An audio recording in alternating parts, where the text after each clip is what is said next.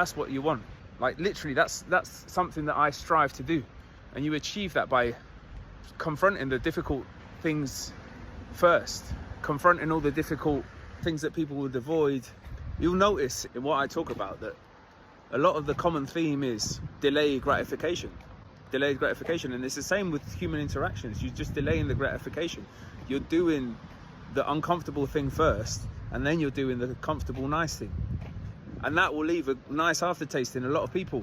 They might not even like it in the moment. A lot of the time, in my experience, a lot of the time people like, in the moment, they don't like me, you know what I mean? Sometimes. I am who I am. What you see is what you get.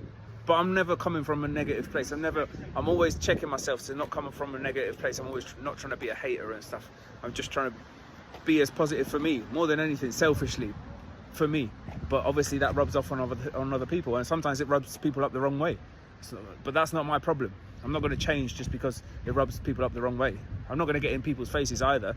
You know, if I can see that someone's getting annoyed by me or something like that, then I'll just kind of stay out of the way or whatever. But I'm not going to take it personal. I'm not going to react to it either. I'm not going to change my way. But anyway, a lot of the times in my experiences, I've had that type of thing where, you know, something happens, something strange happens, and people react like in the cookie cutter way, where it's just like the people that aren't able to kind of separate themselves from the group, that are kind of peer pressured into behaving the way that they are. They aren't able to separate themselves from the group, so they aren't able to give their own unique perspective or reaction to certain situations that happen. Whereas I do, because I don't care, you know, I'm just me, and if you like it then it's good, and if not then that's fine. But that's it. So I'll just be like that, and that's going to rub people up whatever way, good or bad.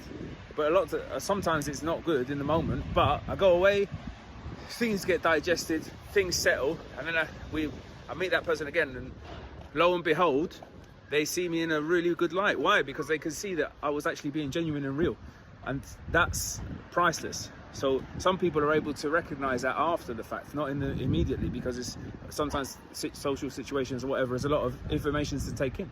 They'll mull it over and they'll be like, oh fucking hell, that was actually a really brave reaction that person had, you know, or he was just being like really genuine and vulnerable, and that's like rare and refreshing. And that's something that draws people to you. They want that to be rubbed off on them. They want that. They want that for themselves. They want that exact thing. So it's the aftertaste, you know. In the moment, it's like, oh, bitter, harsh and whatever. But it's actually healthy. As an aftertaste, it leaves a nice little taste. And they go and mull it over and they're like, wow, that was actually quite refreshing.